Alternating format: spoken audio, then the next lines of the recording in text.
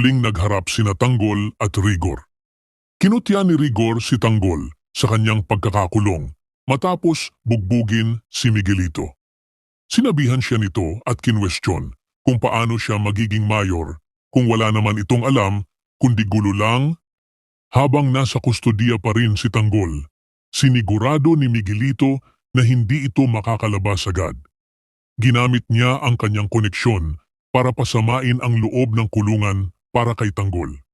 Sinugurado niya kay Tanggol na magiging malala ang karanasan nito sa loob.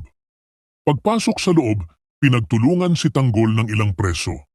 Sinubukan niyang lumaban pero masyadong marami ang kalaban. Samantala, kinausap ni Miguelito si David.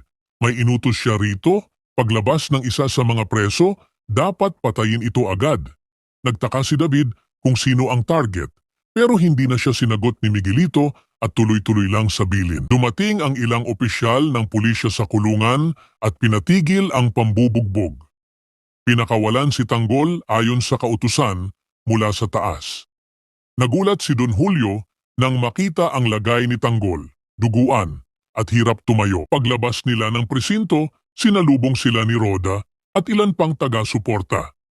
Natuwa sila sa paglaya ni Tanggol. Ngunit hindi nila alam na kaabang si David para barilin ang target niya, na siya palang si Tanggol. Nagduda si David at hindi niya agad nakalabit ang gatilyo, kahit pagalit na si Miguelito na hindi pa rin natatapos ang utos niya. Sa Quiapo, itinuloy ang prosesyon ng mga kandidato. Sabay na nagpakitang gilas ang kampo ni Guerrero at Montenegro sa mga tao. Nagkasalubong sina Miguelito at Tanggol. Walang abiso, biglang nagpaputok si Miguelito. Mabuti na lang at nakailag si Tanggol. Agad siyang bumunot at gumanti ng putok.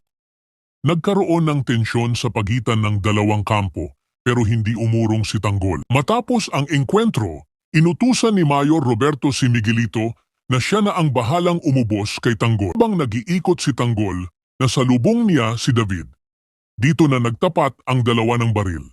Ilang saglit lang, nagsimula na ang barilan sa pagitan nila.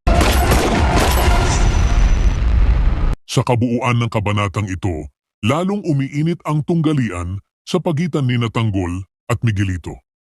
Sa kabila ng pagkakakulong at pambubugbog kay Tanggol, hindi pa rin nawawala ang suporta ng mga tao sa kanya. Makikita rin na unti-unti nang natitinag ang katapatan ni David matapos siyang utusan ni Miguelito na patayin ang kapatid niyang si Tanggol. Sa gitna ng karahasan, pagtataksil at pamumulitika, patuloy na lumalaban si Tanggol. Hindi lamang para sa sarili, kundi para sa mga taong naniniwala sa pagbabago. Samantala, hindi rin nagpapahuli ang kampo ng mga Guerrero at patuloy ang kanilang mga plano para mapatalsik si Tanggol. Habang papalapit ang halalan, mas lalong nagiging mapanganib ang laban. Sa susunod na kabanata, masasagot ang tanong, sino ang mas matibay, ang makapangyarihan o ang may puso para sa bayan?